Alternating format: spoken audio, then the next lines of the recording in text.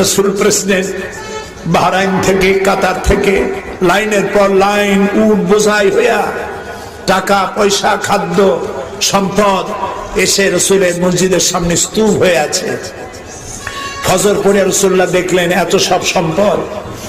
সকালবেলায় ফজরের নামাজ পড়ে দেওয়া আরম্ভ করলেন, গরিবদের ডাকলেন, দেওয়া শুরু করলেন। দিতে দিতে জোহর হয়ে গেছে। জোহর পড়ে আবার বসলেন, আবার দিলেন টাকা পয়সা, তারপরে খাদ্যাদি সমানে দিতে থাকলেন। দিতে দিতে আসর হয়ে গেল। আসরের সময় রাসূল যখন উঠলেন, যাই কাপড় চোপড় ঝাড়া দিলেন, জায়নামাজটা ঝাড়া দিলেন, মনে হলো কিছু ময়লা টয়লা রাখছিল, ঝেড়ে ফেলে দিলেন। ক্লান্ত শ্রান্ত ক্ষুধার্ত নবী হযরত আয়েশার ঘরে প্রবেশ করে বলছেন, আয়েশা, আজকে খুব পরিশ্রম হয়েছে, খাবার কি কিছু আছে ঘরে?